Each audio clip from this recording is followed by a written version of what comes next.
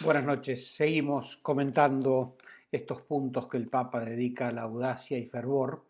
Y perdón si me extiendo y no avanzamos, pero me parece que es muy importante. En el número 130, él cita al beato Pablo VI, que decía que entre los obstáculos de la evangelización estaba precisamente esta falta de fervor, de entusiasmo, de optimismo, de parresía.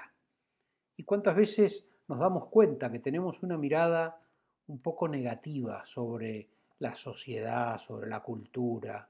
Todo está mal.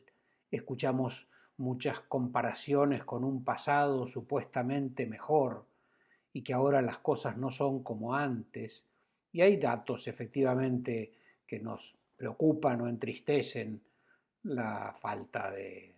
nace menos gente, hay menos vocaciones, hay más rupturas matrimoniales, pero junto con eso tenemos que ver también lo positivo y cómo la gracia sigue actuando y cómo en todo caso eso es un desafío para que vivamos con más convencimiento nuestra fe, con más convencimiento de que tenemos esa mercancía para dar a un mundo que cada vez la necesita más, a un mundo que cada vez necesita más esa presencia de Cristo que conforta con su misericordia. Y decía el Papa entonces Pablo VI que la falta de fervor es justamente uno de los peligros más grandes, ¿no? Porque entonces no convencemos a nadie, porque entonces somos hasta pesimistas, apocados para proponer el mensaje cristiano y estamos como acomplejados pensando que no nos van a entender y que no hay que ser tan exigente. Es de verdad que hay que llevar a las almas por un plano inclinado y no se puede pretender todo de entrada, pero es el mensaje del Evangelio, es la radicalidad que nos pide Cristo. Y el Papa nos anima entonces en ese sentido a seguir la llamada de Jesús o el mandato de Jesús de ir a todas las gentes, de remar mar adentro, de no tener miedo a las tempestades de este mundo, porque estamos en esa barca que es la iglesia, que está Cristo en esa barca. Y entonces nos invita a gastar, dice Jesús, gastar nuestra vida en su servicio, a poner todos nuestros carismas al servicio de los otros. Pero para gastar la vida hay que tener fe. Para poner los carismas al servicio hay que tener fe. Si no, me reservo. Si no, me los guardo. Esos 5 panes que cada uno de nosotros tiene, ese llenar las tinajas. Alguna vez escuchaba que nuestra vida consiste en llenar las tinajas de agua, cansarnos llenando tinajas. Y Jesús saca de ahí el mejor vino. Ya en la Evangelii Gaudium, el Papa, hablando de las tentaciones de los agentes de pastoral, y todos somos agentes de pastoral, decía: una de las tentaciones más serias que ahogan el fervor y la audacia es la conciencia de derrota que nos convierte en pesimistas, quejosos y desencantados con cara de vinagre. ¿Cuántas veces, insisto, nuestras conversaciones con amigos, en la familia, es como esa queja, ese todo está mal, qué mal que va, ¿dónde vamos a ir a parar? Nadie, dice el Papa, puede emprender una lucha si de antemano no confía plenamente en el triunfo. El mal espíritu de la derrota es hermano de la tentación de separar antes de tiempo el trigo de la cizaña, producto de una desconfianza ansiosa y egocéntrica. De nuevo esta idea del Papa: dediquémonos a sembrar, dediquémonos a cuidar el trigo, a que aumente el trigo sin preocuparnos tanto de la cizaña.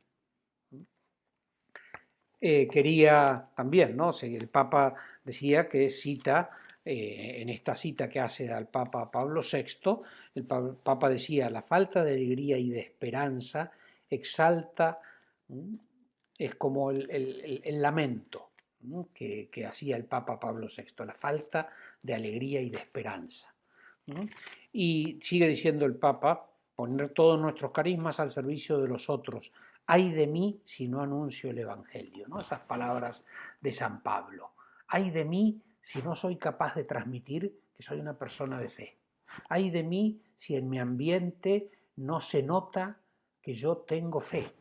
Fe que va a eso, fe en la vida eterna, fe. Hoy escuchaba a un obispo que decía que en el Santo Sepulcro había escuchado a un peregrino que decía en el Santo Sepulcro, acá la muerte mató a la muerte.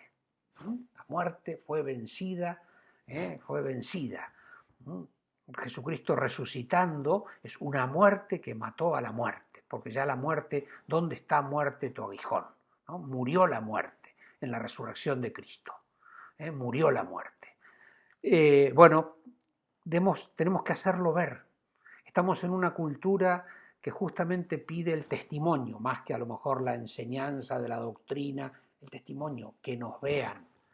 Los hombres de nuestro tiempo, las mujeres de nuestro tiempo, decía el San Juan Pablo II, piden a los creyentes no que les hablen de Cristo, sino que se los hagan ver. Y sigue diciendo el Papa en el número 131, miremos a Jesús, su compasión no era algo que lo ensimismara, algo tímido o avergonzado, era una compasión que lo movía a salir de sí con fuerza, para anunciar, para sanar, para liberar. Reconozcamos que somos frágiles, pero que Jesús tome esa fragilidad en sus manos y nos lance a la misión. Portadores de un tesoro que nos hace grandes, que nos puede hacer más buenos y felices y que puede dar esa bondad y felicidad a nuestro alrededor. ¿Cómo podemos anunciar a Cristo con nuestra vida? Que nos vean entusiasmados, optimistas.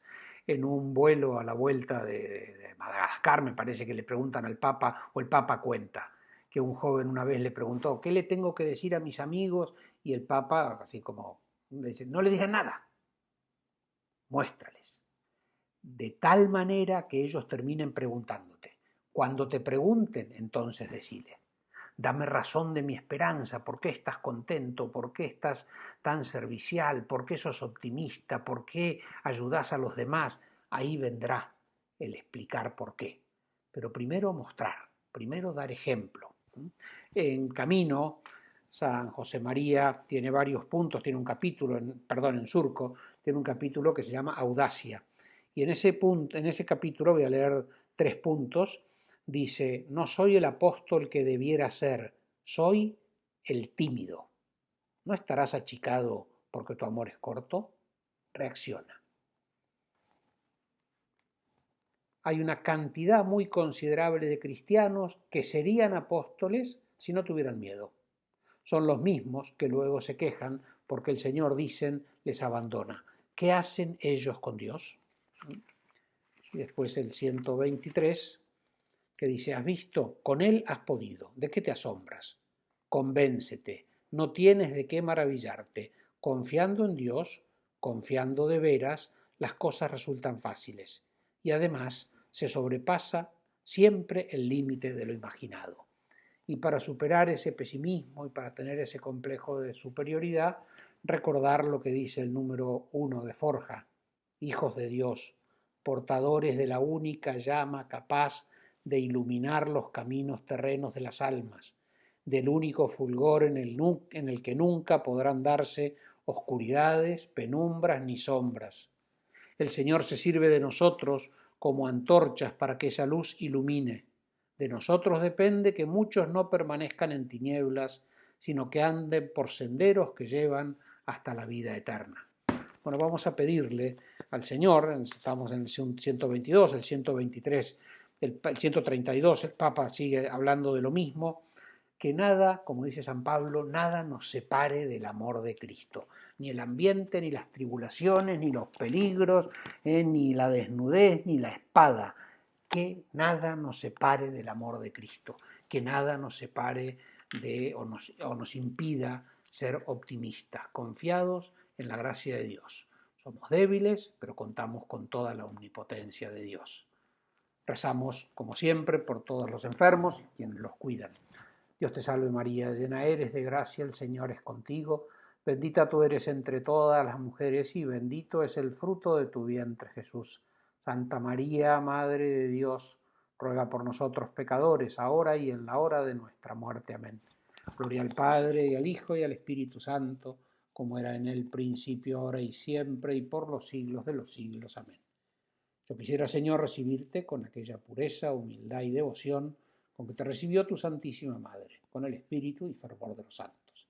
Que la bendición de Dios Todopoderoso, Padre, Hijo y Espíritu Santo, descienda sobre ustedes y permanezca para siempre.